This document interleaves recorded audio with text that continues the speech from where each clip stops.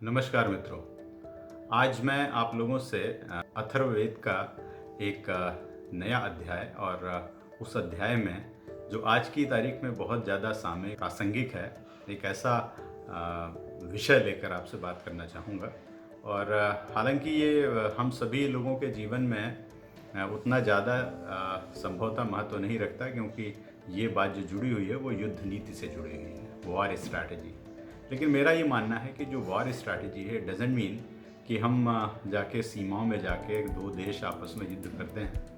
आजकल जो है वार हर जगह है, चाहे वो व्यापार हो और चाहे अपने देश की अक्षुण्णता और संप्रभुता के लिए आप व्यापार के रूप में लड़ें या अपनी सीमाओं के लिए लड़ें या अपने जीवन के लिए लड़ें। जैसा कि आज की तारीख में कहते हैं कि बायोलॉजिकल वार्स हैं, और जिस तरीके से किसी एक पर्टिकुलर देश पे कई सारे देशों का मानना है कि इस तरीके का वार शुरू किया गया है। पहले भी इस तरीके के वार की बात करी गई, इस बार तो कोरोना की कोविड की बात कही, इसके पहले भी एंथ्राक्स है, जीका है, और इस तरीके के जो वायरस हैं इनके लिए पहले भी वर्णन है। यदि आप WHO की वेबसाइट देंगे तो वहाँ पर भी इस चीज़ का बायोलॉजिकल वेपन्स और बायोलॉजिकल वार्स का वर्णन है। तो अथर्ववेद में जो वार पॉलिसी है, युद्ध नीति है, तो इसके पहले कुछ वहाँ पर संख्यावाचक शब्द भी उपयोग किए गए हैं। संख्यावाचक शब्द जैसे कि अबुर्द। अबुर्द का मतलब है करीब 10 करोड़। 10 करोड़, और एक दूसरा शब्द यूज़ किया गया उसका नाम है न्यू बुर्द। न्यू बुर्द मतलब 100 करोड़। सो इसका मतलब था कि कोई एक ऐसा सेनापति जो 10 करोड़ और 100 करोड़ की सेना का संचालन करे। लेकिन ये शायद कुछ बात अतिशयोक्ति में कही गई है, लेकिन ये माना जा सकता है और इस तरीके के प्रमाण उपलब्ध हैं कि 10 से 20 लाख तक की आर्मी को जो है एक पर्टिकुलर कमांडर गवर्न करता था। तो 10 से 20 लाख की जो है सेनाएं हुआ करती थी। तो ये वर्ड वहाँ पर यूज़ किया गया है। ये बताया गया कि what is the size of this the military. Then design की बात कही है। डिज़ाइन में बात कहा है कि जितने भी रिसोर्सेज हैं उनको इस तरीके से डिज़ाइन करना चाहिए, जो भी अवेलेबल रिसोर्सेज हैं, दैट जो शत्रु है हमारा उसको भय का अनुभव हो। कहने का तात्पर्य यहाँ पर यह है कि हमको जो है शत्रु को अपने इस तरीके के शस्त्रों का, अस्त्रों का और अपनी ताकत का प्रदर्शन करना है कि शत्रु हमेशा इस प्रभाव में रहे कि ये जो अमुक दूसरी पार्टी है वो हमसे ज़्यादा शक्तिशाली है। तो इस चीज़ का प्रदर्शन और कैसे प्रदर्शन हो यह भी हमको निर्धारित करना चाहिए। तो सेना और शस्त्रों का प्रदर्शन इस प्रकार से हो कि शत्रु युद्ध करने के लिए खड़ा तक न हो। इस तरीके का एक प्रेशर क्रिएट करना, ये बात यहाँ पर कही गई। और दूसरी बात यहाँ पर कही गई कि अपने मन का जो युद्ध हेतु संकल्प है उसको इस प्रकार से उद्घोषित करना चाहिए, इस प्रकार से कम्युनिकेट करना चाहिए कि दोष केवल शत्रु के पक्ष में है और मेरा पक्ष निर्दोष है। मेरा युद्ध धर्म युद्ध है। इस प्रकार का प्रचार जनता के बीच शत्रु की स्थिति को कमजोर करता है। यानी कि जो लड़ाई है, जो युद्ध है, इसकी स्ट्रैटेजी में it doesn't mean that I am directly hitting my enemy. It is that how I can take other people or the public along with me, and not only the public which is with me, it is a public in the other nations also or into the other parties also, and they should align with my objectives। जो यहाँ पर बात कही है, तो इससे शत्रु की स्थिति कमजोर होती है। कुछ डिप्लोमेसी की बात करी गई यहाँ पर, और अपने पक्ष को अनुकूल संगति मिलती है इस प्रकार, और युद्ध में जीतने के लिए इसकी बड़ी भारी महिमा का व्याख्यान किया गया है। ये बहुत ही इम्पॉर्टेंट एस्पेक्ट है कि हम जो है सही हैं, मेरा युद्ध धर्म युद्ध है, और जो मेरे शत्रु का पक्ष है वो सही नहीं है। इस तरीके से यदि हम कम्युनिकेट कर लेते हैं और लोगों को अपने के साथ अलाइन कर लेते हैं तो ये हमारे लिए एक बहुत बड़ी जीत की संभावना बनाता है। फिर कहा गया शत्रु पे उदारों नाम का अस्त्र जो है प्रदर्शन करना चाहिए, जो गिरकर भयानक नाश करते हैं। मतलब ये कहीं ना कहीं उस तरीके के बम्स की बात करते हैं, शेल बॉम्ब्स की है कि फेंकने पे जाते हैं और एकदम से वहाँ पर नाश करते हैं। तो इस तरीके के बॉम्ब्स को या इस तरीके के अस्त्रों को वहाँ पे उदारों का वर्णन किया गया है। इस प्रकार के अस्त्रों का उपयोग करते रहना चाहिए, ये भी कहा गया, जिससे कि शत्रु युद्ध के लिए जल्दी खड़ा ना हो। आप देखिए कि जितना भी भारत पाकिस्तान के बीच में यदि हम एग्जाम्पल ले लें तो इस तरीके से बम्बार्डिंग होती रहती है और कहीं ना कहीं ये इस बात को इंगित करती है कि शत्रु जो है जल्दी युद्ध के लिए खड़ा ना हो, क्योंकि हम भी जो है युद्ध के लिए तत्पर हैं, हमारी तैयारी है और ऐसा हम इस बात से दिखाना चाहते हैं। केवल उसके मन में यह संशय रहे कि अमुक शत्रु इस प्रकार शत्रु के पास है और इसकी क्षमता इस तरीके से हमको नुकसान पहुंचा सकती है।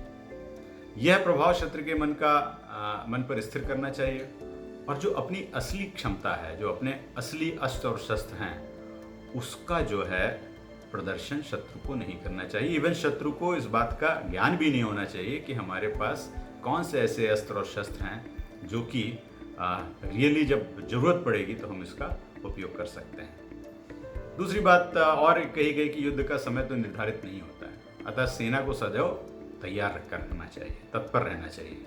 और जो अपने मित्र राजा हैं, जो हमारे पक्ष के साथ हैं, उनका सहयोग हमें समय पर मिलेगा, यह बात भी सुनिश्चित कर लेना अति आवश्यक होता है। क्योंकि हमको मालूम है कि शायद देंगे, लेकिन जब वक्त की ज़रूरत पड़ेगी तो क्या वास्तव में वो हमारा साथ देंगे, इस बात को सुनिश्चित करना बड़ा आवश्यक है। इस बात को भी अथर्ववेद में कहा गया। बाहर अपनी शक्ति बढ़ी है ऐसा प्रमाण फैलाना, सदा अपनी सेना की सज्जता और अपने मित्र दलों की सुरक्षा युद्ध से पूर्व कर लेनी चाहिए। तो हमारी सेना बिल्कुल वेल इक्विप्ड रहे और जो हमारे मित्र दल हैं उनकी भी सुरक्षा युद्ध से पूर्व कर लेनी चाहिए। अदरवाइज यदि वो ट्रबल में आएंगे तो वो हमको कैसे सहायता दे पाएंगे। और जब युद्ध अपरिहार्य हो जाए, मतलब there is no option at all, तो फिर युद्ध करना और शत्रु को इसके लिए समय ना देना। तो युद्ध की नीति में दो यहाँ पर व्याख्यान किए गए, एक कहा गया आदान और दूसरा संधान। आदान जो है इसको कहते हैं कि शत्रु को एकदम से चारों ओर घेर कर पकड़ना, घेर कर मारना, और संधान है कि एकदम से मिलकर हल्ला करना होता है।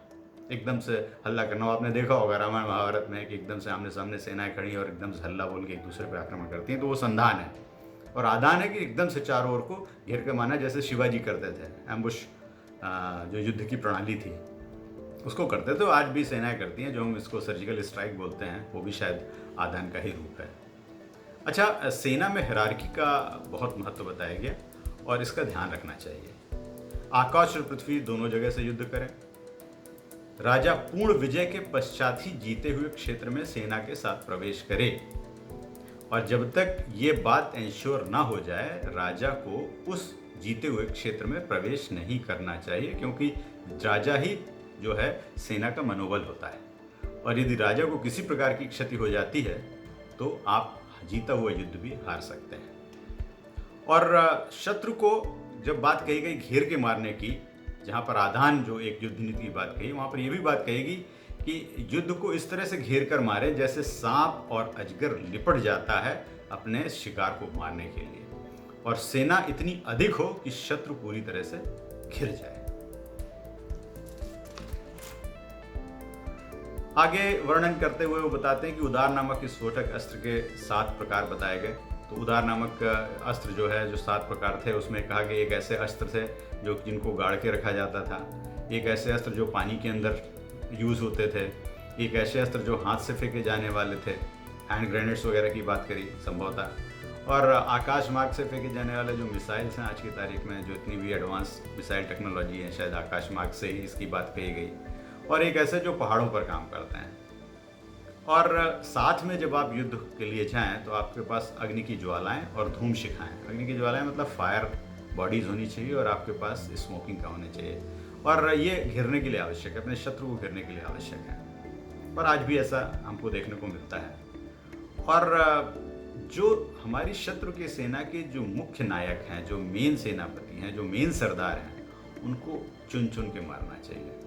जैसा कि मैंने पहले कहा कि यहाँ पर कहा गया कि राजा जो है वो सेना का मनोबल होता है, ऐसे ही सरदार जो है हर एक सेना की टुकड़ी का मनोबल होता है। तो सरदार को चुन चुन कर मारना बहुत आवश्यक है। आगे इसमें बात और भी कही गई थी, वनस्पत औषध विस्फोटक की भी बात कही। तो वनस्पत औषध विस्फोटक का ये एक हम आज के परिप्रेक्ष्य में देखें तो शायद जो बायोलॉजिकल वेपन्स की बात कही गई है, तो ये बात कही गई कि वनस्पत औषध विस्फोटक। और जब कहा गया कि जब युद्ध आप केवल भौगोलिक स्थिति से न जीतें, भौगोलिक स्थिति तो जीतेंगे, मतलब फिजिकल जो है आपका युद्ध तो होगा ही, और आप उस धरती को एक्वायर करेंगे, लेकिन साथ साथ में सांस्कृतिक रूप से भी जीत को सुनिश्चित करना आवश्यक है। और यदि हम देखें कि जब राम रावण का युद्ध हुआ और किस तरीके से जब लंका पे श्री राम गए और उन्होंने किस तरीके से विभीषण को अपने साथ लिया और किस तरीके से राक्षस समाज में ये मनोबल गिराया उनका कि राम जो है ज़्यादा शक्तिशाली हैं, और जब वहाँ पर राम को वध करके विभीषण को फिर से पुनः स्थापित किया, तो एक तरीके से सांस्कृतिक रूप से लंका पर श्री राम ने विजय पाई थी। तो ये कुछ युद्ध नीति की बातें कही गई, हालांकि कई जगहों पर अथर्ववेद में युद्ध नीति की बातें कही गई हैं, लेकिन ये कुछ बातें थीं जो मुझे काफ़ी प्रासंगिक लगी, तो मुझे लगा कि आप लोगों के साथ यह शेयर करना चाहिए। धन्यवाद। और यदि आपको ये अच्छा लगे जो मैंने इसका विश्लेषण करने की कोशिश की है, जो कि अथर्ववेद में लिखा है, तो ज़रूर कमेंट करिएगा, ज़रूर लाइक करिएगा।